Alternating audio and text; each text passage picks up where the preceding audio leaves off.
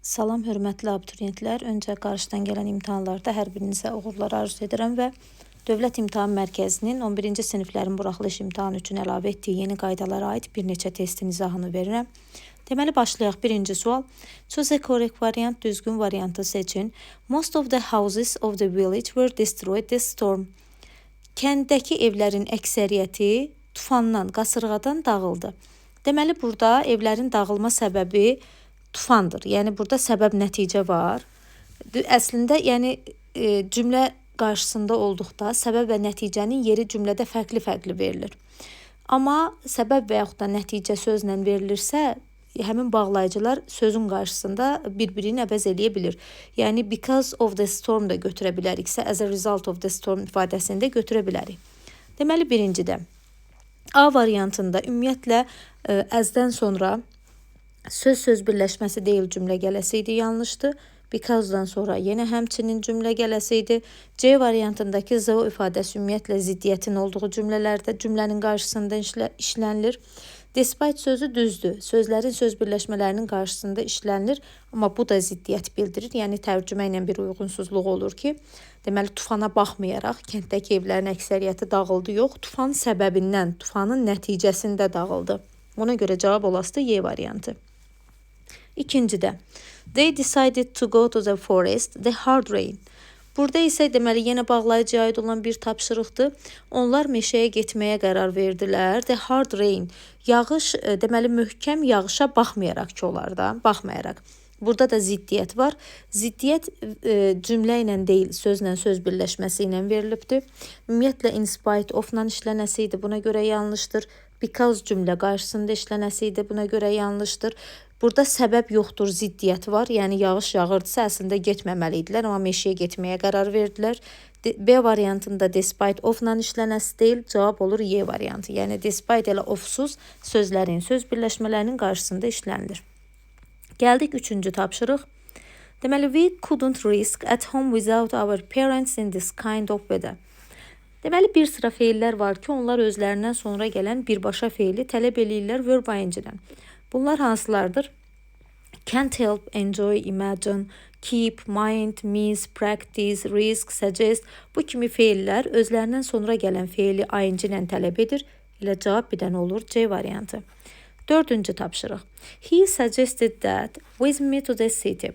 Deməli, suggest that ifadəsindən sonra necə gəlməlidir? Birinci, diqqət eləyək ki, feilimiz tam sadə formada, toolsuz məsdər şəklində gəlməlidir. A variantında sadə deyil is qəbul edib, B-də to-nu qəbul edib, D-də zamana görə dəyişib, Y variantında ing qəbul edibdir.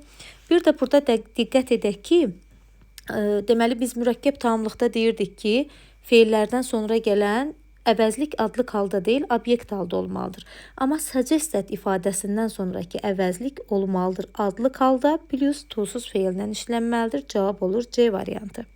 Beşinci tapşırıq. He said me that he will come. Deməli bu direct indirect speech qaydasında bu hansı ki bizim testlərdə, demin testlərində verilir complete sentence qaydası kimi. Deməli burada say feilindən sonra ya ümumiyyətlə obyekt gəlməsin, gəlirsə qarşısında to da gəlsin. Buna görə yanlışdır. B variantında misal üçün say that ifadəsi doğrudur. He would come burada zamanda doğrudur. Say-dən keçmişə nəzərən gələcəyin işlənməsi B doğru cavabdır. Görək digərlərində səhv nədir? C variantında misal üçün tell-dən, told-dan sonra obyekt mütləq gəlməlidir. Birbaşa zət gələ bilməz, buna görə getdi. D variantında birinci tərəf doğrudur. Told müddət hissəsi doğrudur.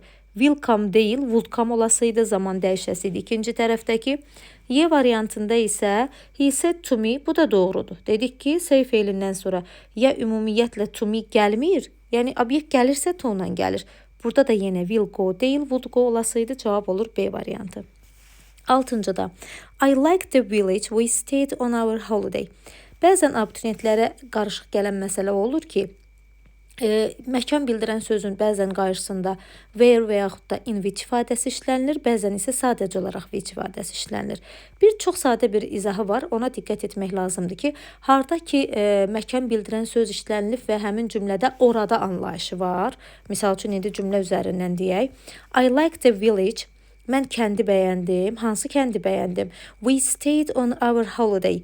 Bizim tətilimizdə qaldığımız kəndi. Yəni hansı ki biz tətilimizdə orada qaldıq. Yəni burada artıq orada anlayışı olduğu üçün where-dən istifadə edilir və yaxud da əvəzinə in which ifadəsindən də istifadə etmək olardı. 7-ci sual. Tim liked the village. Orada da village idi, burada da. İndi diqqət eləyək. Görək burada orada anlayışı varmı? Yoxdursa əgər which işlənəsidir. Tim liked the village. His friends had advised for spending their holiday. Deyir ki, Tim kəndi bəyəndi. Hansı kəndi bəyəndi? Hansı ki onun dostları tətillərini keçirmək üçün məsləhət bilmişdi. Deməli, oradakı, haradakı məsləhət bilmişdi yox. Hansı ki, burada orada anlayışı olmadığı üçün where-dən və yaxud da in which-dən istifadə ediləsi deyil, sadəcə olaraq which B variantı. 8-ci sual. You would rather all of your money on clothes. Deməli, burada would rather, had better, would prefer bunların işlənmə qaydasına görə bir dənə prefer to ilə işlənilir, digərləri isə işlənilir to-suz. Və bunların inkarını düzəltmək üçün də would not rather'dan istifadə edilmir. Ondan sonra gələcək feilin qarşısına not yazılır. Deməli, dediyimiz kimi prefer'dən başqa digərləri to ilə işlənilmir, A-nı, B-ni çıxdıq. Bu feillər sadə gəlir, C-ni, Y-ni də çıxdıq, cavab qalır D variantı. 9-cu sual. He knows how this kind of difficult articles. Deməli, bayaq necə ki deyirdik, bəzi feillərdən sonra birbaşa gələn feil verb ing ilə işlənilməlidir. Bəzi feillərdən sonra gələn feil isə to məstər hissəci ilə işlənməlidir. Bu feillərə misal üçün agree feilini demək olar plan, promise, decide, deserve, hope, fail, now how bu feilləri demək olar ki, bunlardan sonra gələn feil işlənilməlidir. To ilə cavab olur B variantı. 10-da. He suggested us a good breakfast together. Bayaq suggested ifadəsi var idi. Suggesteddən sonra deməli dedik ki, adlı kal plus to-suz feil gəlməlidir.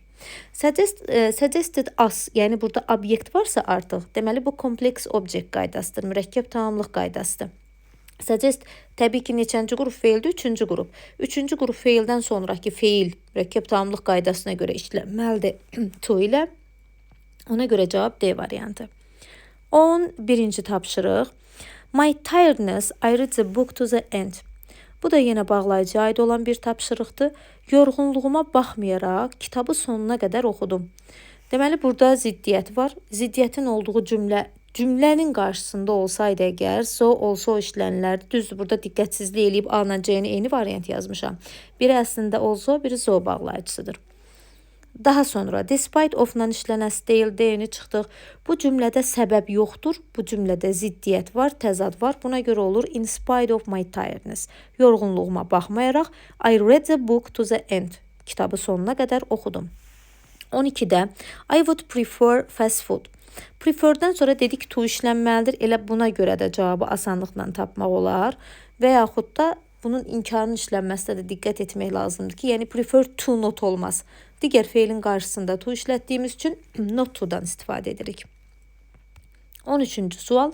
He would learn all the rules next lesson. Deməli, burada said bağlayıcısından, yəni say'dən sonra obyekt ya to-dan gələr, ya ümumiyyətlə gəlməz. A buna görə çıxdı. Daha sonra B variantında said'dən sonra we deyil as olardı. B də buna görə çıxdı. Y variantında said to us that say'dən sonra obyekt to-dan gəlibdir. Bu doğrudur. Told that deyil. Told'dan sonra obyekt told me that olardı. Misal üçün told'dan sonra to-da işlənilə bilmir. Cavab elə olur Y variantı. Y variantı. 14-cü sual. I had better all the grammar rules before the exam. Had better'dən sonraki feilimizdə yenə tam sadə formada gəlməlidir. Ona görə cavab B variantı. 15-də if I had I the exam. Deməli, bu if bağlayıcısı varsa əgər, deməli conditional'a aid olan bir tapşırıqdır. Burada diqqət eləyək ki, deməli, əgər bağlayıcının sağı indiki zamanda olsa, digər tərəf gələcək zaman formasında, bağlayıcının sağı keçmişdə olsa, digər tərəf keçmişə nəzərən gələcəkdə, bağlayıcının sağı keçmiş bitmişdə olsa əgər, digər tərəfdə keçmiş, deməli, would have plus verb 3-də olmalıdır. A variantında bəli, deməli, zaman uzlaşması var, doğrudur. Bir tərəf past perfect-də verilibdir, digər tərəf isə verilibdir would have plus verb 3-də. Amma tərcüməyə diqqət edək. Deyir ki, if I had studied hard, əgər mən çox çalışsaydım, I wouldn't have passed the exam olmaz. Çox çalışsaydım imtahanı keçməyəcəkdim, yox. Çalışmasaydım keçməyəcəkdim. O bilirsiniz ki, bu third conditional, deməli past regrets bildirir də, keçmiş peşmançılıqlarımızı bildirir. B variantında studied sadə keçmişdir. Would have plus verb 3 ilə işlənilə biləsi deyil ümumiyyətlə. C variantı ilk çıxacağımız hətta variantlardandır. Çünki bağlayıcının sağına would düşübdür. Y variantında did keçmişdir. Would have plus verb 3 ilə yenə işlənilə bilməz. D variantında isə doğrudur. If I hadn't studied hard, I wouldn't have passed the exam. Əgər əzmlə çalışmasaydım, imtahanı keçə bilməyəcəkdim. Belə.